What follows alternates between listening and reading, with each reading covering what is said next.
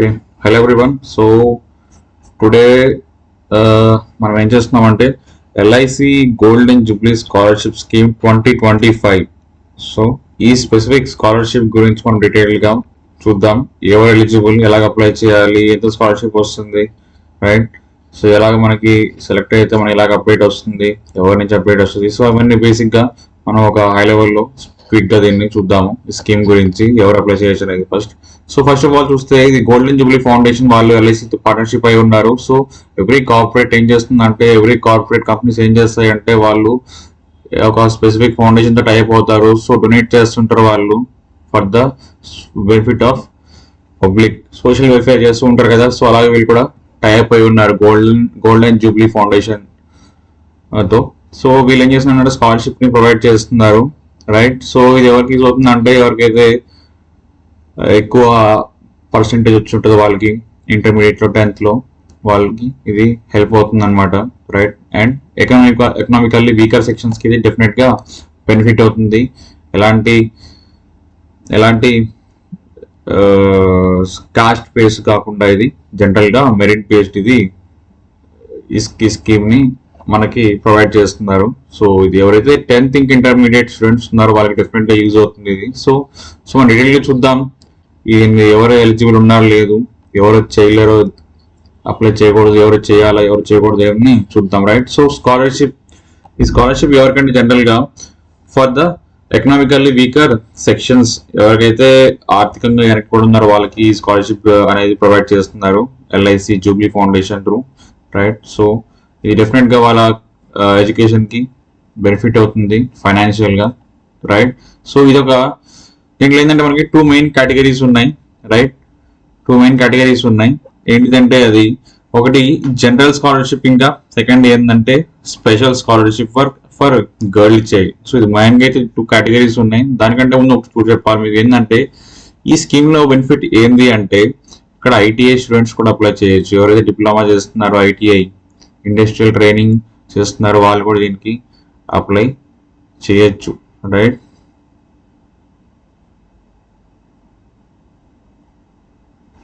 Fine. So going forward ఇక్కడ ఏంటంటే 10th ఇంకా 12th వాళ్ళు దీనికి ఎలిజిబుల్ అవుతారు. 10th పాస్ అయి ఉన్నారు వాళ్ళు అప్లై చేయొచ్చు, 12th పాస్ అయిన వాళ్ళు కూడా అప్లై చేయొచ్చు, రైట్? సో ఇది ఏంటంటే 10th ఆఫ్టర్ 10th అయితే special scholarship for girl child, ఇది ఆఫ్టర్ 10th గర్ల్స్ కి డెఫినెట్ గా. సో ఈ స్కీమ్ వల్ల మాక్సిమం బెనిఫిట్ గర్ల్స్ కి ఉంటుంది అనమాట. సో గర్ల్ చైల్డ్ గా డెఫినెట్ గా బెనిఫిట్ ని క్లెయిమ్ చేయొచ్చు if in case they have very good academic record, అంటే ఎక్కువ పర్సెంటేజ్ ఉంటే వాళ్ళు దీనికి ఎలిజిబుల్ అవుతారు. సో ఫస్ట్ ఆఫ్ ఆల్ చూస్తే ఎవరు ఎలిజిబుల్ ఈ స్పెసిఫిక్ స్కాలర్షిప్ స్కీమ్ కి, రైట్? సో ఫస్ట్ ఏంటంటే students after 12th class, intermediate అయిపోయిన వాళ్ళు దీనికి అప్లై చేయొచ్చు. 60% మార్క్స్ ఉండాలి, రైట్? సో 60% మార్క్స్ ఉండాలి వాళ్ళకి అట్లీస్ట్, రైట్? లేదంటే ఏదైనా మీకు పాయింట్స్ లో వచ్చుంటే సిజిపిఓ దాన్ని మీరు కన్వర్ట్ చేసుకోవచ్చు percentage స్కేల్లోకి, right?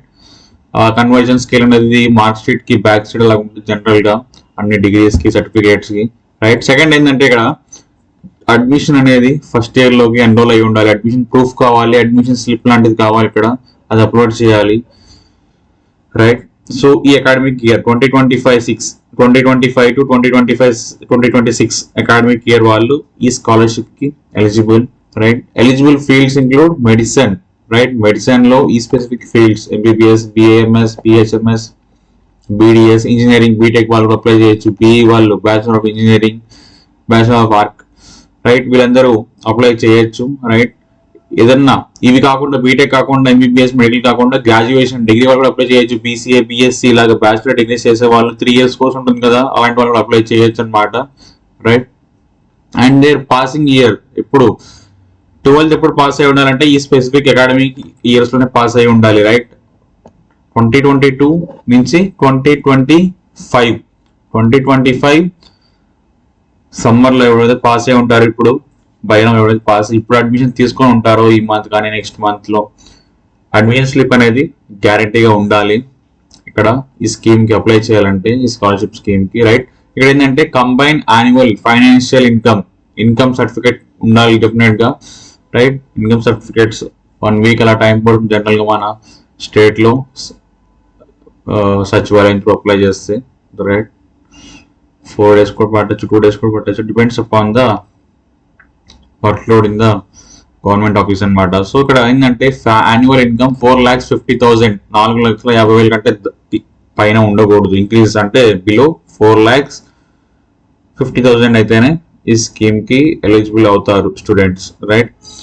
So government schools లో ఉండే వాళ్ళు ఎవరైతే స్కాలర్షిప్ తీసుకోవట్లేదు వాళ్ళు అప్లై చేయొచ్చు, రైట్. గవర్నమెంట్ నుంచి ఆల్రెడీ స్కాలర్షిప్ వస్తూ ఉంటే మీరు సెకండరీ స్కాలర్షిప్స్ కి ఎలిజిబుల్ అవ్వరు. సో ఏదర్ ఎనీ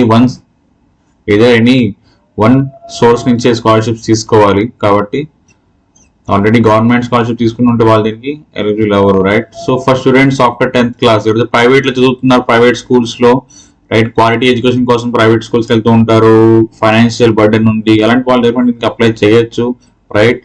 రాదు అని మనకేం వస్తుందని డిమోటివేట్ అయ్యి అప్లై చేయకుండా ఏమీ వదిలేయద్దు. డెఫినెట్ గా దీని బెనిఫిట్ మీరు తీసుకోవచ్చు.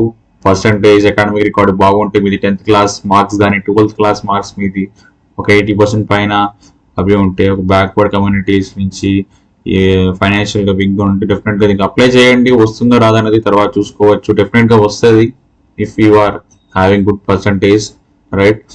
So scholarship second part ఏంటంటే సెకండ్ కేటగిరీ స్కాలర్షిప్ లో special scholarship for girl child, right. ఎవరైతే గర్ల్స్ ఉన్నారో 10th క్లాస్ పాస్ అయ్యి అట్లీస్ట్ 60% మార్క్స్ ఉన్న వాళ్ళు ఈ అకాడమిక్ ఇయర్స్ లో అయి ఉండాలి. అంటే 2022 నుంచి 2025 లో పాస్ అయిన వాళ్ళు మాత్రమే అప్లై చేయొచ్చు. సెకండ్, అడ్మిషన్ స్లిప్ ఉండాలి, రైట్. అడ్మిషన్ స్లిప్ ఏంది, you must have enrolled in the first year of intermediate. So 10th pass అయ్యి ఇంటర్మీడియట్ లో జాయిన్ అయ్యి ఉన్నప్పుడు వాళ్ళు అప్లై చేయొచ్చు, రైట్. వొకేషనల్ కోర్సెస్ లో జాయిన్ అయ్యి ఉన్న వాళ్ళు కూడా అప్లై చేయొచ్చు. డిప్లొమా కోర్సులు అలాంటివి జాయిన్ అయ్యి ఉంటే వాళ్ళు అప్లై చేయొచ్చు, రైట్. ఈ ఇయర్ లో అడ్మిషన్ తీసుకొని ఉండాలి. పాస్ అయితే 2022 నుంచి 2025 లోపల అయి ఉండాలి, కానీ అడ్మిషన్ మాత్రం ఈ ఇయర్ లోనే అయి ఉండాలి, 2025 లో, right. This scholarship is for duration of 2 years, right. So అది 2 years దాకా ఇస్తుంది అనమాట స్కాలర్షిప్ అనేది. నెక్స్ట్ ఏంటంటే financial aid 4 lakhs, same B కేటగిరీలో కూడా 4,50,000 కంటే ఎక్కువ ఉండకూడదు, 4,50,000 కంటే ఎక్కువ ఉండకూడదు. యాన్యువల్ ఇన్కమ్ ఇయర్లీ ఒక సంవత్సరంలో వాళ్ళ శాలరీ 4,50,000 కంటే ఎక్కువ ఉండకూడదు, రైట్. నెక్స్ట్ ఏంటంటే స్కాలర్షిప్ ఎన్ని ఇయర్స్కి ఇస్తారు, ఎంత అమౌంట్ ఇస్తారు, క్విక్గా చెప్పేస్తాను నేను. సో వీడియోని డిలే చేయకుండా, ల్యాక్ చేయకుండా, రైట్.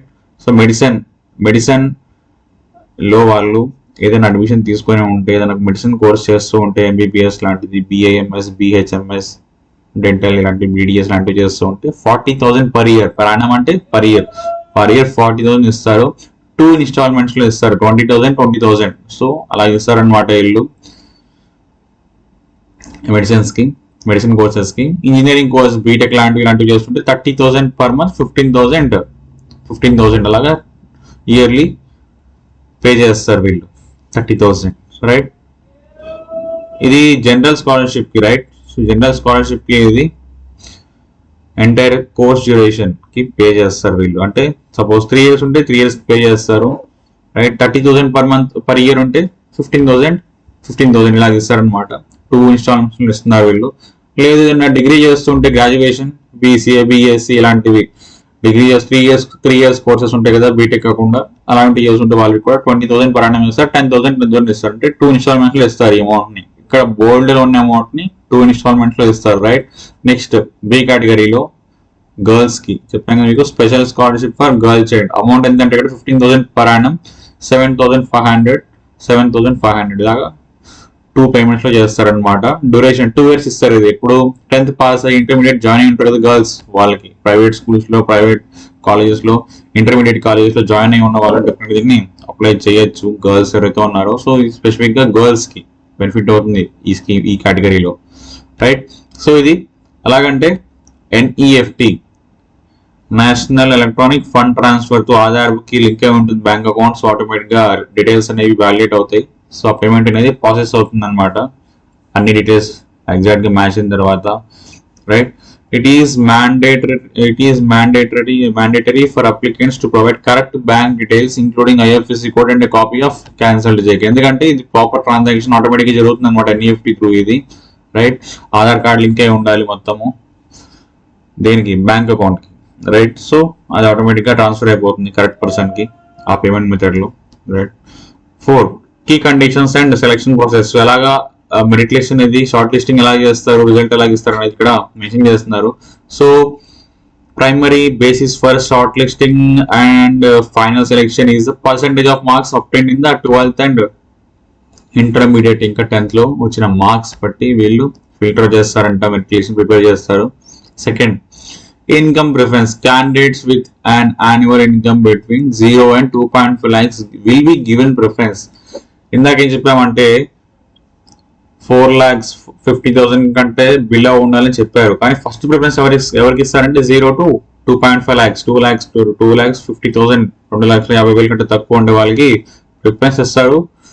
ఈ స్పెసిఫిక్ ప్రిఫరెన్స్ లో ఇనఫ్ అప్లికెంట్స్ రాకపోతే అప్పుడు నెక్స్ట్ దీంట్లోకి వెళ్తారు, ఈ రేంజ్ లోకి వెళ్తారు, 2.5 lakhs to 4.5 lakhs.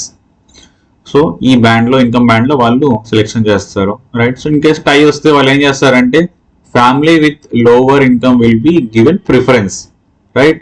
ఎవరికైతే తక్కువ ఇన్కమ్ ఉన్న ఫ్యామిలీ వాళ్ళకి ఇస్తారు. టై అంటే సేమ్ మార్క్స్ వచ్చినప్పుడు, సేమ్ పర్సెంటేజ్ పాయింట్స్ కూడా మ్యాచ్ అయినప్పుడు వాళ్ళకి టై బ్రేక్ చేస్తారు. దేర్ ఈస్ స్టిల్ టై, ఇంకా స్టిల్ వాళ్ళకి ఇన్కమ్ బ్యాండ్ లో కూడా టై వస్తే, సేమ్ ఇన్కమ్ ఉంటాయి టూ ఫ్యామిలీస్ కి, decision will be based on final needs assessment by LIC. So LIC వాళ్ళు, ఆ డివిజనల్ ఎల్ఐసి వాళ్ళు డిసైడ్ చేస్తారు ఎవరికి హెల్త్ బెనిఫిట్ వస్తుంది అనేది. వాళ్ళు వెరిఫై చేస్తారు, ఇండివిజువల్ గా వాళ్ళు అప్లికేషన్ వెరిఫై చేసి కాంటాక్ట్ చేయడం కానీ అలాంటివి చేస్తారు, right. Next, scholarship maintenance and renewals, right. General scholarship. To continue receiving the scholarship, students in medical engineering must secure at least 55% marks, while students in other courses must 50% in the. So suppose మీరు 3 years degree join అయ్యారు, లేదంటే 4 years BTech join అయ్యారు. So every year మీకు at least 55% marks రావాలి. దేంట్లో ఉంటే medical engineering course, BTech, MBBS ఇలాంటి కోర్సెస్లో, ఇందాక మీకు పైన డిస్కస్ చేసినట్టు మెడికల్ స్ట్రీమ్స్ ఇంకా ఇంజనీరింగ్ కోర్సెస్ లో 55% రావాలి ఎవ్రీ ఇయర్. అప్పుడే నెక్స్ట్ ఇయర్ కి ఎలిజిబుల్ అవుతారు. అదే నార్మల్ స్టూడెంట్స్ అదర్ కోర్సెస్ లో ఉన్న వాళ్ళు, డిగ్రీలు చేసే వాళ్ళు, బీఎస్సీలు, బీసీఏలు, లేదంటే అలాగా బిఎస్సీ స్టాట్స్ ఇలాంటి కోర్సెస్ ఉన్నాయి కదా, బ్యాచిలర్ డిగ్రీస్ 3 years అవి చేస్తూ ఉంటే వాళ్ళకి 50% రావాలి. ఏంది యాన్యువల్ కానీ సెమిస్టర్ సిస్టమ్ లో ఎవ్రీ సెమిస్టర్ మెయింటైన్ చేయాలి, రైట్. సో మాక్సిమం ఎవరికి మెయింటైన్ చేస్తారు వాళ్ళకి బెనిఫిట్ వస్తుంది అంటారు అనమాట. దే మస్ట్ ఆల్సో పాస్, అన్ని సబ్జెక్ట్స్ లో పాస్ అయి ఉండాలి. నెక్స్ట్ ఏంటంటే గర్ల్స్ కి మేము కేటగిరీ బి డిస్కస్ చేస్తూ వచ్చాం కదా.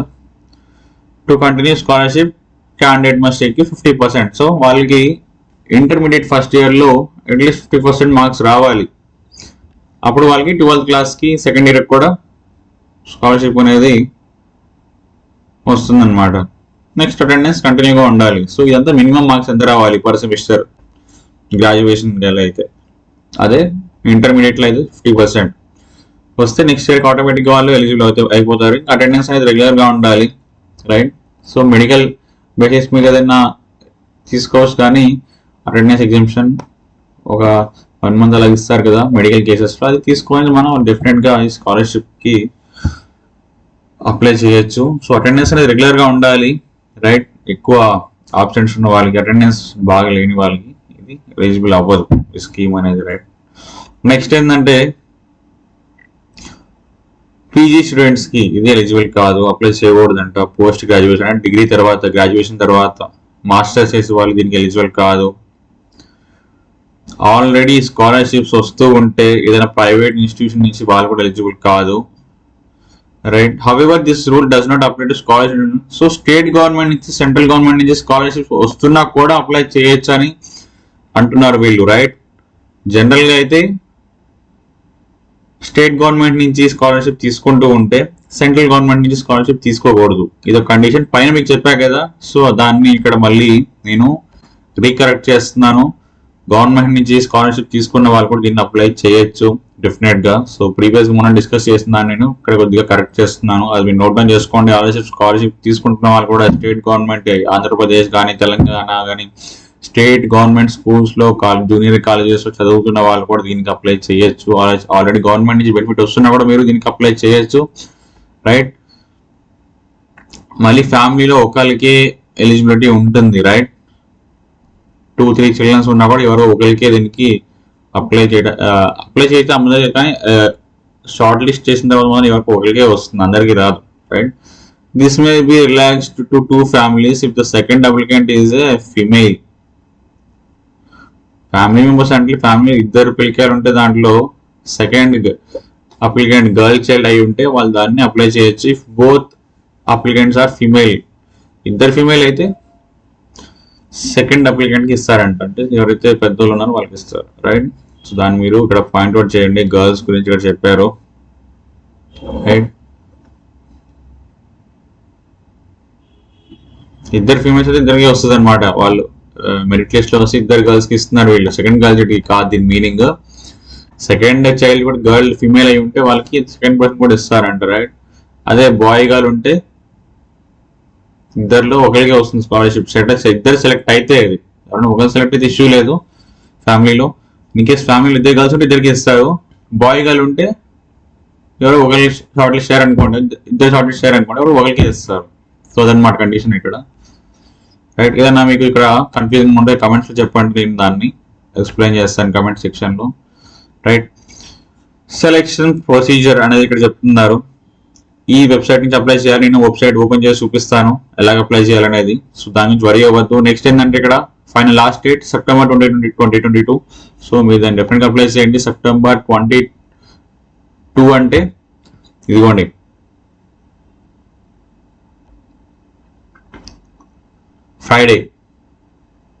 ఫ్రైడే కల్లా మీరు అప్లై చేయాలి. ఈరోజు డేట్ ఎంత వచ్చింది మనకి 16. డేట్ 16 కాబట్టి మనకి ఏమైంది, ఇంకా ఎన్ని డేస్ ఉన్నట్టు, అరౌండ్ 4+2 6 days టైం ఉంది. కాబట్టి మీరు ఈ రోజే అప్లై చేయండి పాసిబుల్, రైట్. మొబైల్ కూడా అప్లై చేసి మొబైల్ కూడా లింక్ ఓపెన్ చేసి లింక్ ని ప్రొవైడ్ చేస్తాను నేను వీడియో డిస్క్రిప్షన్ లో, డెఫినెట్గా మీరు ఓపెన్ చేసి మొబైల్లో కూడా. సో గవర్నమెంట్ స్కూల్స్ చదివే వాళ్ళు ఆల్రెడీ గవర్నమెంట్ నుంచి బెనిఫిట్ తీసుకుంటూ ఉన్నాయి, ఏదన్నా స్కాలర్షిప్ లాంటిది రీఇంబర్స్మెంట్ లాంటిది అప్లై చేసి డెఫినెట్గా అప్లై చేయండి. 5 minutes టైం ఇది మాక్సిమం తీసుకుంటుంది మీది. సో అప్లై చేసి పెట్టండి. ఎలిజిబుల్ అయితే మీకే బెనిఫిట్ అవుతుంది, right. After submission candidates will receive receipt వస్తుందంటే మెయిల్ కి డీటెయిల్స్ రీజనల్ డివిజనల్ ఆఫీస్ నుంచి, విచ్ విల్ హ్యాండ్ ఆ డివిజనల్ ఆఫీస్ మనకి ఫర్దర్ గా రిఫరెన్స్ గా వర్క్ అవుతుంది. ఎప్పుడు షార్ట్ లిస్ట్ అయినప్పుడు, సెలెక్ట్ అయిన తర్వాత ఏదైనా డౌట్స్ ఉన్నప్పుడు, ఏదైనా బ్యాంక్ డీటెయిల్స్ ఇష్యూ వస్తున్నా ఇవన్నీ ఆ డివిజనల్ ఆఫీస్ వాళ్ళు టేక్ కేర్ చేస్తారు, రైట్. డిస్ట్రిక్ట్స్ లో ఉంటాయి మాకు బేసిక్ గా డివిజనల్ ఆఫీసెస్ లాంటివి, లేదంటే సిటీకి స్టేట్ కి ఒకటి ఉండొచ్చు డివిజనల్ ఆఫీసెస్ జోన్ వైజ్ అట్లా. సో దాని నుంచి వరీ అవసరం లేదు. వాళ్ళు కాంటాక్ట్ అవుతారంటే మనం కాంటాక్ట్ అవ్వచ్చు, వాళ్ళని మెరిట్ లిస్ట్ లో వస్తే మన పేరు. Selection process at a glance, right. Online application ఒకటే ఆప్షన్ ఉంది, ఆఫ్లైన్ లేదు, ఆన్లైన్ చేయాలి, రైట్. ఇండియాలో ఉండే 112 డివిజనల్ ఆఫీసెస్ లో నుంచి ఒకటి మనకి పాయింట్ అవుతుంది సెలెక్ట్ అయితే, రైట్. ఆ డివిజనల్ ఆఫీస్ త్రూ మనకి కమ్యూనికేషన్ వస్తుంది, రైట్. బేస్డ్ ఆన్ మార్క్స్ మనల్ని షార్ట్ లిస్ట్ చేస్తారు. ఇంకా తక్కువ ఫ్యామిలీ ఇన్కమ్ వాళ్ళని కూడా కన్సిడర్ చేస్తారు. ఈ 2 rules కన్సిడర్ చేస్తున్నారు, మార్క్స్ ఇంకా ఫ్యామిలీ ఇన్కమ్. దీన్ని బట్టి వాళ్ళు ఫిల్టర్ చేస్తున్నారు మెరిట్ లిస్ట్ లో. సో ఒక డివిజన్ లో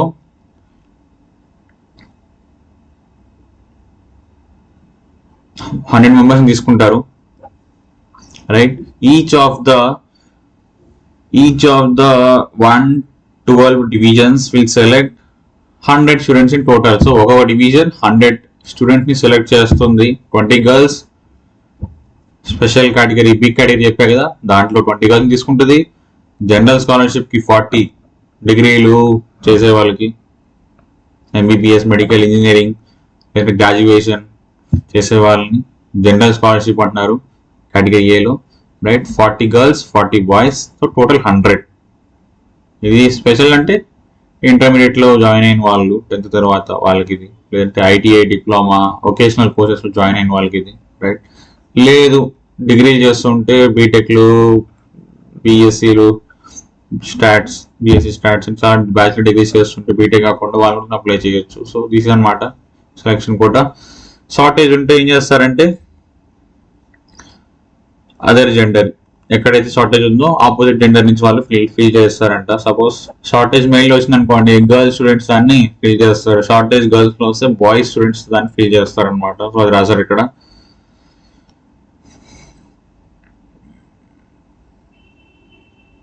సో ఇక్కడ ఏంటంటే సెంట్రలైజ్డ్ వెయిటింగ్ లిస్ట్ మీద ఒకటి ఉందంట.